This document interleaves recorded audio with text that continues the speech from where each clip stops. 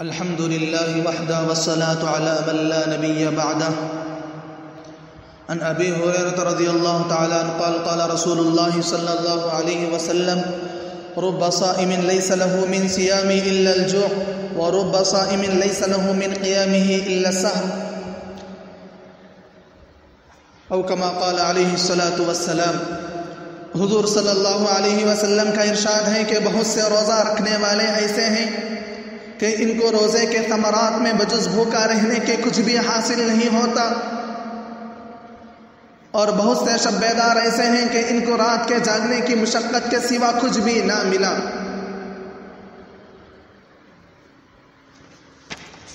سب سے پہلے ہم روزے کے معنی سمجھنا چاہیے.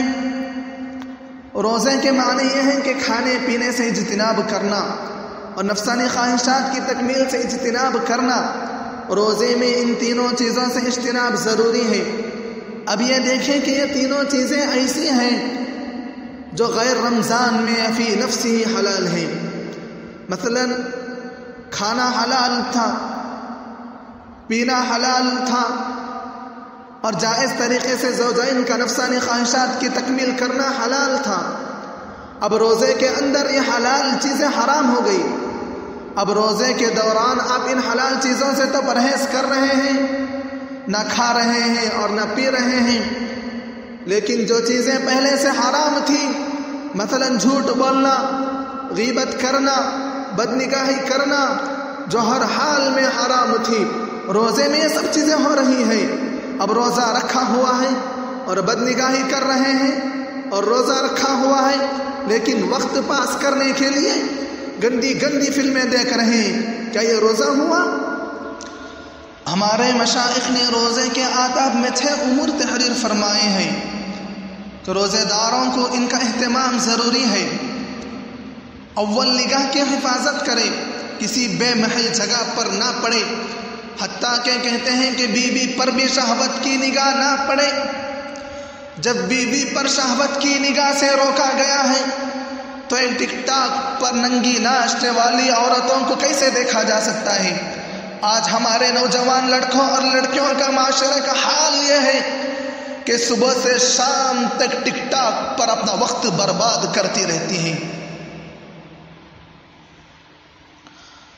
دوسری چیز زبان کی حفاظت ہے، اور زبان کی حفاظت میں جھوٹ، چغل خوری، لغو، بکواس، غیبت، بدکوئی، بد کلامی، جھگڑا وغیرہ سب چیزیں اس میں داخل ہیں.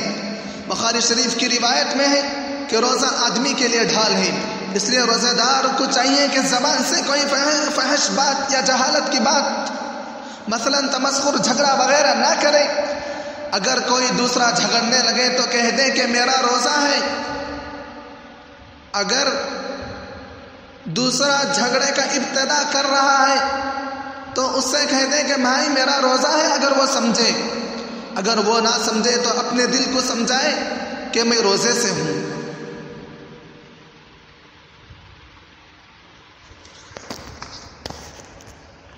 نبی کریم صلی اللہ علیہ وسلم سے کسی نے دریافت کیا کہ غیبت کیا چیز ہے؟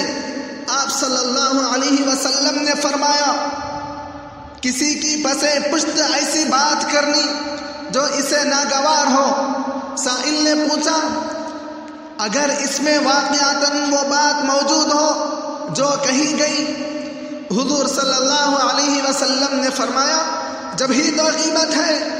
اگر واقعاتاً موجود نہ ہو تب تو بہتان ہے.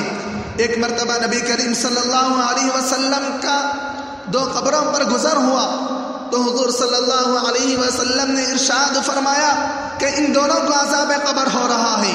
ایک کو لوگوں کی غیبت کرنے کی وجہ سے، دوسرے کو پیشاب سے احتیاط نہ کرنے کی وجہ سے. حضور صلی اللہ علیہ وسلم کا ارشاد ہے، سود کے 70 سے زیادہ باب ہیں، سب سے سہل و ہلکا درجہ اپنی ماں سے زنا کرنے کے برابر ہے، اور 1 درہم سود کا 35 زنا سے زیادہ سخت ہے. اور بدترین سود اور سب سے زیادہ خبیث ترین سود مسلمانوں کی آبرو ریزی ہے. احادیث میں غیبت اور مسلمان کی آبرو ریزی پر سخت سے سخت وعید آئی ہے. لہذا ہم روزے داروں کو اس ماہ مبارک میں بالخصوص ہماری مجلس غیبت سے بچنی چاہیے۔ ہم جہاں کہیں بھی یہ دو آدمی جمع ہوتے ہیں تو ایک دوسرے کی غیبت شروع کر دیتے ہیں کہ فلاں ویسا فلاں ویسا۔ ہمارے مردوں کا حال تو حال، عورتوں کا حال کیا پوچھنا۔ لہذا ہمیں چاہیے کہ غیبت سے پرہیز کریں۔ تیسری چیز جس کا روزے دار کو اہتمام ضروری ہے وہ کان کی حفاظت ہے۔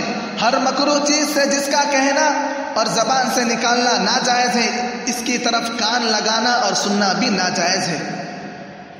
نبی کریم صلی اللہ علیہ وسلم کا ارشاد ہے کہ غیبت کرنے والا اور سننے والا دونوں گناہ میں شریک ہیں۔ ایسا نہیں کہ بازو بیٹھ کر کوئی غیبت کر رہا ہے اور تم سن رہے ہو، گناہ صرف کہنے والے کو ہوگا، سننے والے کو نہیں ہوگا۔ کہنے والا سننے والا دونوں گناہ میں برابر ہیں۔ چوتھی چیز باقی اعضاء بدن، مثلا ہاتھ کا ناجائز چیز کے پکڑنے سے، پاؤں کا ناجائز چیز کی طرف چلنے سے روکنا، اور اسی طرح اور باقی اعضاء بدن کا، اسی طرح پیٹ کا افطار کے وقت مشتبہ چیز سے محفوظ رکھنا۔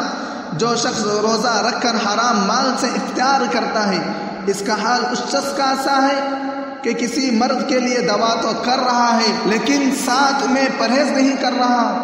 اس کی دوا تو اس کے لیے مفید ہے لیکن اس کا پرہیز نہ کرنا یہ زہر ہے، یہ ہلاک کر دے گا۔ پانچویں چیز افطار کے وقت حلال مال سے بھی اتنا زیادہ نہ کھانا کہ شکم سیر ہو جائے، گویا آپ نے صبح سے لے کر جو شام تک بھوکا رکھا تھا اس کی تلافی کر رہے ہو، اس لیے کہ روزہ کی قدر اس سے فوت ہو جاتی ہے۔ مقصود روزے سے فوق قوت شہوانیہ کو کم کرنا ہے اور قوت نورانیہ اور ملکیہ کا بڑھانا ہے۔ 11 مہینہ تک بہت کچھ کھایا ہے، اگر ایک مہینہ اس میں کچھ کمی ہو جائے تو کیا جان نکل جاتی ہے۔ چھٹی چیز جس کا لحاظ روزے دار کے لیے ضروری ہے، فرماتے ہیں کہ ایک روزے کے بعد اس سے ڈرتے رہنا بھی ضروری ہے۔ نہ معلوم کہ روزہ بارگاہ الہی میں قابل قبول ہے یا نہیں، اور اسی طرح ہر عبادت کے ختم پر ڈرتے رہنا چاہیے۔ نہ معلوم کہ کوئی لفظ جس کی طرف التفات بھی نہیں ہوتا، ایسی تو نہیں ہو گئی جس کی وجہ سے یہ میری عبادت میرے منہ پر مار دی جائے۔ دعا کرے کہ اللہ تبارک و تعالی مجھے بھی اور آپ حضرات کو بھی روزے کا صحیح حق ادا کرنے کی توفیق عطا فرمائے اور اس کی رعایت کے ساتھ روزہ رکھنے کی توفیق نصیب فرمائے۔ وآخر دعوانا الحمد للہ رب العالمین۔